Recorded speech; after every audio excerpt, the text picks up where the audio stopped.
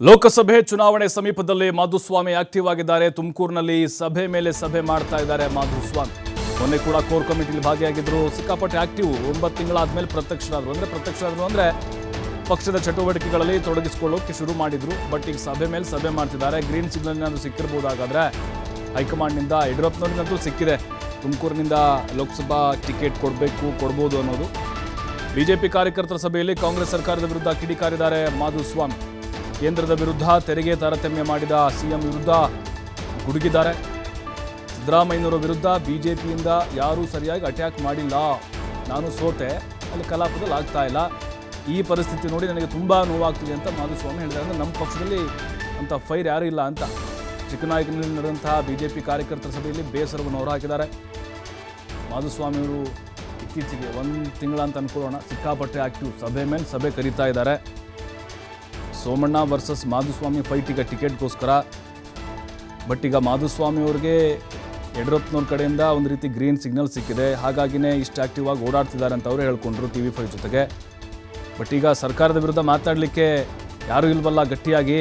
ಸದನದಲ್ಲಿ ನಾನು ಮಾತಾಡ್ತಿದ್ದೆ ಕಳೆದ ಬಾರಿ ಇದ್ದಾಗ. ಯಾಕಂದರೆ ಖಂಡಿತವಾಗ್ಲೂ ಸರ್ಕಾರವನ್ನು ಡಿಫೆಂಡ್ ಮಾಡ್ಕೊಳ್ಳೋದ್ರಲ್ಲಿ ಮಾಧುಸ್ವಾಮಿ ಮೊದಲಿಗರಾಗಿದ್ದರು ಕಲಾಪದಲ್ಲಿ. ಹಂಗಿತ್ತು ಅವ್ರದ್ದು ಗರ್ಜನೆ, ಅಂಕಿಅಂಶ ಇತ್ತು ಅವ್ರದ್ದು. ಪಾಯಿಂಟ್ ಟು ಪಾಯಿಂಟ್ ಮಾತಾಡ್ತಿದ್ರು, ಅವರು ಉತ್ತರ ಕೊಡ್ತಾ ಇದ್ರು. ಬಟ್ ಈಗಿಲ್ಲ, ಅವರು ಸೋತ್ಬಿಟ್ರು. ಹಾಗಾಗಿ ಯಾರು ಇಲ್ವಲ್ಲ ಅನ್ನುವಂಥ ನೋವು ನನಗೆ ಕಾಡ್ತಿದೆ ಅಂತ ಬೇಸರ ಹೊರಹಾಕಿದ್ದಾರೆ.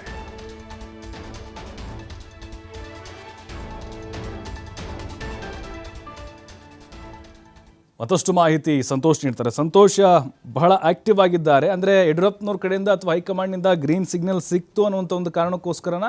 ಬಟ್ ಈ ಮಾಧುಸ್ವಾಮಿ ಅವರು ಸೋತಿರೋದಕ್ಕೆ ಬೇಸರವನ್ನು ಹೊರಹಾಕ್ದಂಗೆ ಕಾಣಿಸ್ತಾ ಇದೆ. ಯಾಕಂದರೆ ಕಲಾಪದಲ್ಲಿ ಅವರಷ್ಟು ಪಾಯಿಂಟ್ ಟು ಪಾಯಿಂಟ್ ಮಾತಾಡ್ತಿದ್ರು, ತಿರುಗೇಟನ್ನು ಕೊಡ್ತಿದ್ರು ಸರ್ಕಾರಕ್ಕೆ. ಬಟ್ ಅದನ್ನು ಕೂಡ ನೆನೆಸ್ಕೊಂಡಿದ್ದಾರೆ ಅಂತ ಅನಿಸ್ತಾ ಇದೆ.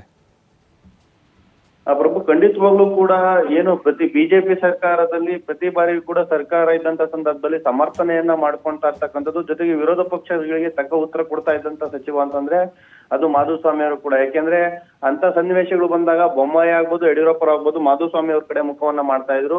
ಪ್ರತಿಯಾಗಿ ಅಂದ್ರೆ ದಾಖಲೆ ಸಮೇತವಾಗಿ ಉತ್ತರಗಳನ್ನ ಕೊಡ್ತಾ ನೀಡ್ತಾ ಬಂದಿದ್ರು.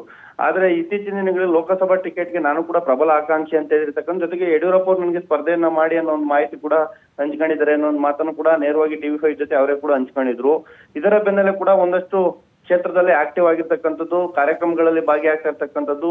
ಅಂದ್ರೆ ಮೋದಿಗೆ ಮತವನ್ನು ನೀಡಬೇಕು ಅಂತ ಹೇಳಿ ಮತಯಾಚನೆಯನ್ನು ಕೂಡ ಆರಂಭವನ್ನು ಕೂಡ ಈಗಾಗಲೇ ಮಾಡಿರ್ತಕ್ಕಂಥದ್ದು. ಮಾಡಂತ ಸಂದರ್ಭದಲ್ಲಿ ಕಾರ್ಯಕರ್ತರಿಗೆ ಉರುಪು ಮತ್ತೆ ಹುಮ್ಮಸ್ಸನ್ನು ಹೆಚ್ಚುವ ಒಂದು ಸಲುವಾಗಿ ಏನು ಬಿಜೆಪಿ ಸರ್ಕಾರದ ಕೇಂದ್ರ ಸರ್ಕಾರದ ಯೋಜನೆಗಳೇನಿದೆ ಅವುಗಳನ್ನ ಜನರಿಗೆ ರೀಚ್ ಮಾಡೋದ್ರಲ್ಲಿ ಸಂಪೂರ್ಣವಾಗಿ ಕಾರ್ಯಕರ್ತರು ಸಹ ವಿಫಲರಾಗಿದ್ದಾರೆ ಅನ್ನೋ ಒಂದು ಮಾತನ್ನು ಕೂಡ ಹೇಳಿರ್ತಕ್ಕಂಥ. ಜೊತೆಗೆ ಸರ್ಕಾರದ ವೈಫಲ್ಯಗಳನ್ನ ಎತ್ತು ಹಿಡಿಯೋದ್ರಲ್ಲಿ ಎಲ್ಲ ಒಂದ್ ರೀತಿಯಾಗಿ ವಿರೋಧ ಪಕ್ಷದ ನಾಯಕರಾಗ್ಬೋದು, ಜೊತೆಗೆ ಬಿಜೆಪಿಯವರಾಗ್ಬೋದು, ನಾವು ವಿಫಲರಾಗಿದ್ದೀವಿ ಅಂತ ತಮ್ಮ ಮತ್ತೆ ಕೂಡ ಒಂದು ಹೇಳಿಕೆಯನ್ನ ನೋವಿನಿಂದ ಮತ್ತೆ ಹೇಳಿರ್ತಕ್ಕಂಥದ್ದು.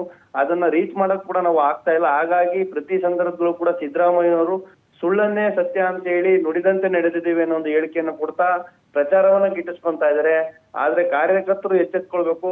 ರಾಜ್ಯದ ಭವಿಷ್ಯಕ್ಕಾಗಿ ಮತ್ತೆ ದೇಶದ ಭವಿಷ್ಯಕ್ಕಾಗಿ ಮುಂದೆ ಮತ್ತೆ ಮೋದಿ ಸರ್ಕಾರ ಬರಬೇಕು ಅಂತಂದ್ರೆ ಕಾರ್ಯಕರ್ತರು ನಮ್ಮ ಸರ್ಕಾರದ ಅವಧಿಯಲ್ಲಿ ಏನೆಲ್ಲ ಕೆಲಸ ಕಾರ್ಯಗಳಾಗಿದೆ ಅನ್ನೋದನ್ನ ಪ್ರತಿ ಮನೆಗೂ ತಲುಪಿಸುವಂತ ಕೆಲಸವನ್ನು ಕೂಡ ನೀವು ಮಾಡಬೇಕು ಅನ್ನೋ ಒಂದು ನಿಟ್ಟಿನಲ್ಲಿ ಅವರು ಆ ಒಂದು ಮಾತನ್ನು ಕೂಡ ಹೇಳಿರ್ತಕ್ಕಂಥದ್ದು. ಪ್ರಭು, ಥ್ಯಾಂಕ್ ಯು ಸಂತೋಷ್ ಮಾಹಿತಿಗಾಗಿ. ನೋಡಿ, ಮಾಧುಸ್ವಾಮಿ ಅವರು ಕಳೆದ 1 ತಿಂಗಳಿಂದ ಆಕ್ಟಿವ್ ಆಗಿದ್ದಾರೆ. ಮೊದಲು ಎಲ್ಲೂ ಕಾಣಿಸ್ಕೊಳ್ತಿರ್ಲಿಲ್ಲ ಅವ್ರು ಜಾಸ್ತಿ. ಖಾಲಿಯಾಗಿ ಉತ್ತರ ಹೇಳಕ್ಕಾಗದಕ್ಕೆ ಕೇಂದ್ರ ಕೊಡಲಿಲ್ಲ. ಎಲ್ಲಿಂದ ಕೊಡ್ತಾರೆ ಕೇಂದ್ರ? NDRF ಅಷ್ಟೇ ಇಡೀ ರಾಷ್ಟ್ರದಲ್ಲಿ ಬರ ಅಥವಾ ಪರಿಹಾರ ನಿಮ್ ಬೆಲೆಗೆ ಸಮರ್ಪಕವಾದ ಬೆಲೆ ಕೊಡೋದಿಲ್ಲ. ನಾವು ಅಷ್ಟು ನಷ್ಟ ಆದನು 1 4 ದಿವಸ ಜೀವನ ಮಾಡೋವಷ್ಟು ಕೊಡೋಕೆ ಒಂದು ಪರಿಹಾರ ನಿಗದಿ ಮಾಡಿರ್ತೀವಿ. ಪರಿಹಾರ ಕೊಡೋದಕ್ಕೆ ಇಷ್ಟು ಬರ್ಬೇಕು, 3,000 ಕೋಟಿ ಕೊಡ್ಬೇಕಾಯ್ತು. ಯಾರು ಕೊಡ್ತಾರೆ? ಏನು ಕೊಡ್ತಾರೆ?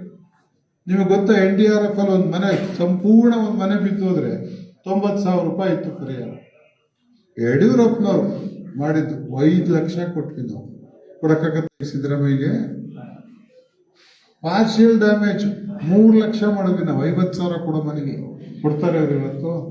ಇದನ್ನೆಲ್ಲ ನಾವು ಜನಗಳಿಗೆ ಹೇಳದೆ ಹೋಗಿ ಜನಗಳನ್ನ ಆರ್ಥಿಕವಾಗಿ ಸ್ವಲ್ಪ ಬುದ್ಧಿವಂತರನ್ನು ಮಾಡದೆ ಹೋದ್ರೆ ಹೋರಾಡದೆ ಸತ್ಯ ಯಾರಿಗೆ ಗೊತ್ತಾಗುತ್ತಪ್ಪ? ಮೋದಿ ಏನೋ ಕರ್ನಾಟಕಕ್ಕೆ ಅನ್ಯಾಯ ಮಾಡಿದ್ರೆ ಸನ್ಮಾನ್ಯ ಮುಖ್ಯಮಂತ್ರಿಗಳೇ ಹೋಗಿ ಡೆಲ್ಲಿ ಸ್ಟ್ರೈಕ್ ಮಾಡ್ತಾವ್ರೆ ಅಂದ್ಮೇಲೆ ನಮ್ಗೆ ಅನ್ಯಾಯ ಆಗೈತೆ. ರಾಜ್ಯ ನಿಮ್ಮ ಮನೆಯಲ್ಲಿ